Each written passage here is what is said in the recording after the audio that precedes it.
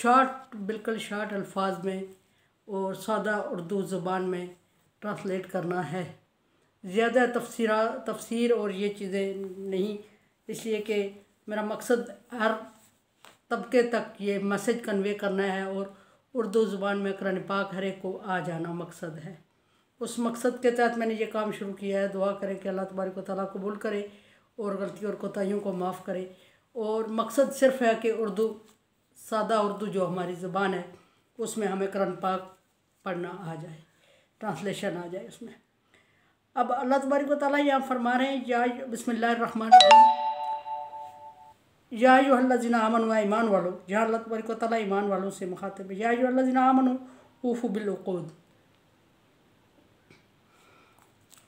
ऐ ईमान वालों अपने वादे को पूरा किया करो, अक़द को पूरा किया करो। उहिल्लत लकुम बहीमातुल अनाम, और तुम पर चौपाए जानवर हलाल कर दिए गए हैं, चरने वाले जानवर तुम्हारे लिए खाना जायज़ करार दे दिए गए हैं। इल्ला मा युतला अलैकुम गैर मुहल्लिजी, सिवाय उन जानवरों के जो कुरान पाक में तुम्हें बता दिए गए, उनके अलावा सारे जानवर तुम्हारे ऊपर, सारे चौपाए मवेश तुम पर जायज़ करार दे दिए गए हैं, अलावा उनके जो कुरान पाक में तुम्हारे सामने पढ़कर तुम्हें सुना दिए गए हैं। गैर मुहल्लिज सईद वान तुम हुरुमन, और कुछ जो जानवर तुम पर, जो चौपाए तुम पर हलाल और जायज़ करार दिए गए, उनमें से वो उस वक्त हराम हो जाते हैं, शिकार उनका हराम हो जाता है कि तुम आराम में हो, हालत आराम में हो। इन्नल्लाह यहकुम मा युरीद, अल्लाह तबारक व तआला जो इरादा करता है वो हुक्म देता है, या हुक्म देता है जो वो चाहता है।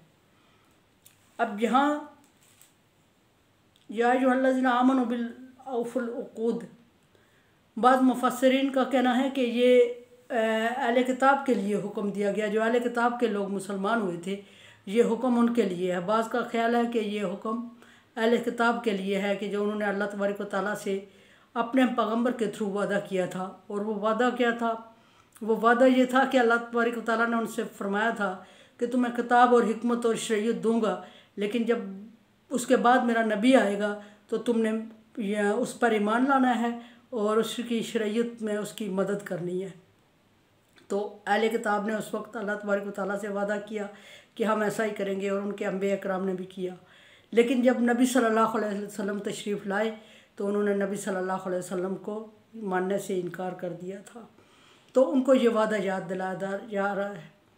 बाज़ मुफस्सिरीन लिखते हैं कि ये आम जो हमारे मुसलमानों की आपस के दरमियान बातें थी, उनके बारे में हुक्म दिया गया है कि वादों को पूरा करो, जो अक़द करते हो एक दूसरे से, जो पक्के एग्रीमेंट करते हो, वादे करते हो, उनका ख्याल रखा करो और उनको पूरा किया करो। बहरहाल अगर अहले किताब के लिए हुक्म है तो भी जब वो मुस्लिम हो गए थे तो उन पर यह चीज़ फिर लाजिम हो गई, और अगर मुसलमानों के लिए हुक्म है तो भी ये लाजिम करार दिया गया है कि आम चलते फिरते अगर हम किसी बच्चे से कोई वादा करते हैं तो उसको भी पूरा करना चाहिए। लेकिन यहाँ अहद का जिक्र नहीं हुआ, उक़ूद का जिक्र हुआ। उक़ूद एग्रीमेंट, पक्का वादा, या किसी बड़ों के दरमियान किसी ख़ास तरह के एग्रीमेंट को कहा जाता है जो अहम हो। और वैसे बासियत मुसलमान एक छोटी से छोटी चीज़ पे भी झूठ नहीं बोलना चाहिए और वादा खिलाफ़ी नहीं करनी चाहिए। वादा खिलाफ़ी की सख्त ममानियत फरमाई। अल्लाह तबारक व तआला ने दूसरी जगह फरमाया कि ऐ ईमान वालों अल्लाह के साथ किए हुए वादे को पूरा करो। फरमाया कि तुम मेरे साथ किए हुए वादे को पूरा करो, मैं तुम्हारे साथ किए हुए वादे को पूरा करूँगा। भाई या फरहबून, और मुझी से डरो। उफ, अब यहाँ अक़द जिक्र हुआ है, वहाँ अहद जिक्र हुआ है, किसी जगह वादे को मुख्तलिफ नाम दिए गए हैं। फरमाया कि वादों को पूरा करो। बहरहाल जो भी है, इस सूरत में हमें हर सूरत में वादा पूरा करने का हुक्म दिया गया है। एग्जाम्पल एक हदीस में है कि नबी सल्लल्लाहु अलैहि वसल्लम कहीं जा रहे थे तो कोई बंदा मिला और उसने नबी सल्लल्लाहु अलैहि वसल्लम को वहाँ ठहरने का रिक्वेस्ट की कि मैं अभी आ रहा हूँ, आप 1 मिनट 2 मिनट 4 मिनट यहाँ रुकें। तो नबी सल्लल्लाहु अलैहि वसल्लम रुके रहे। वो घर गया और मसरूफ़ हो गया, और अपने कामों में मसरूफ़ जब हो गया तो वो भूल गया। तो तीसरे दिन उसको याद आई, तो वो उधर से गुज़रा तो उसने देखा नबी सल्लल्लाहु अलैहि वसल्लम वहाँ खड़े थे। तो उसने अर्ज़ की, या रसूलल्लाह आप यहाँ? तो आप सल्लल्लाहु अलैहि वसल्लम ने फरमाया कि मैं तेरे वादे की पासदारी के लिए खड़ा हूँ, तो मुझे खड़ा करके गया था। ये हमारे नबी का फ़ेल है। और अगर पिछली उम्मतों के लिए या पिछली किसी अहले किताब के लिए भी ये हुक्म है, तो भी जो मुसलमान हो गए वो इस हुक्म को मानने के पाबंद हैं। अगर जो मुस्लिम ही नहीं है तो फिर वो दूसरी बात है। लेकिन ये बात भी ठीक है, बाद मुफस्सिरीन कहते हैं कि ये उनका अल्लाह से जो वादा था उसको पूरा करने का हुक्म दिया जा रहा है। फिर फरमाया अल्लाह तबारक व तआला ने, इस आयत से भी बात सामने आती है कि ये अहले किताब के लिए हुक्म है कि उहिल्लत लकुम बहीमतुल अनाम, मैंने तुम्हारे लिए चौपाए मवेशी का जानवरों का गोश्त खाना हलाल करार दे दिया गया। ये मुसलमानों के लिए हुक्म दिया अल्लाह तबारक व तआला ने। अब मुसलमानों के लिए ये हुक्म देने की ज़रूरत क्यों पेश आई कि तुम्हारे लिए चौपाए और वो जानवर हराम कर दिए गए हैं, इल्ला मा युतला अलैकुम, सिवाय उनके कि जो कुरान पाक में जिनका हुक्म हराम कह के दिया गया है कि इनसे रुको, इनसे इज्तनाब करो। और वो आगे फहरिस्त आएगी कि किस किस्म के जानवरों को अल्लाह तबारक व तआला ने हराम करार दिया है। उनके अलावा जो कुरान पाक में लिखे गए हैं, आयत की मुनासबत से उसको डिस्कस करेंगे, आगे आयत आएगी। उसके अलावा सारे जानवर अल्लाह तबारक व तआला ने हलाल और जायज़ करार दे दिए। अहले किताब के लिए भी जायज़ और हलाल करार दिए गए थे कुछ, लेकिन अहले किताब ने अपनी मर्ज़ी से अपने ऊपर कुछ जानवरों को हराम करार दे दिया था। कुछ रीज़न थी, कुछ वजूहत थी। पीछे हमने पढ़ा था कि हज़रत याकूब अलैहिस्सलाम को ऊँट का गोश्त बहुत पसंद था, तो वो एक जगह गए, कोई मजबूरी थी, तो उन्होंने ये नज़र मान ली अल्लाह तबारक व तआला से कि अगर मेरा ये हो गया तो मैं पूरी ज़िंदगी ऊँट का गोश्त नहीं खाऊंगा। यानी अपनी मरऊब पसंदीदा चीज़ को अल्लाह की राह में छोड़ दिया, और वो उन्होंने हमेशा के लिए, अगली नस्लों ने उसको छोड़ते अपने बाप की सुन्नत पे अमल करते उसको अपने ऊपर हराम ही कर दिया गया। तो जब कुरान पाक नाज़िल हुआ तो कुरान पाक ने फिर वो चीज़ें जो उन्होंने हलाल जायज़ करार दी हुई थी वो खाना फिर दोबारा कुरान पाक में ज़िक्र किया गया, और फरिश्त दी गई मुसलमानों को कि अहले किताब पर हमने हराम नहीं किया था। अल्लाह फरमा रहे हैं दूसरी जगह, अहले किताब ने ख़ुद अपने ऊपर हराम कर दिया था। और फिर उसके बाद अल्लाह तबारक व तआला ने मुसलमानों को दोबारा फरिश्त दे के फरमाया कि ये जानवर तुम पर खाना जायज़ और हलाल है, और ये जानवर जो है जो फरिश्त दी गई है वो हराम है। युतला अलैकुम का मतलब कि फ़रिश्त में जो जानवर दिए गए हैं अल्लाह तबारक व तआला ने मोमिनों को दिए हैं वो हराम है। उसके अलावा बाकी चौपाइयों का गोश्त खाना जायज़ और हलाल है।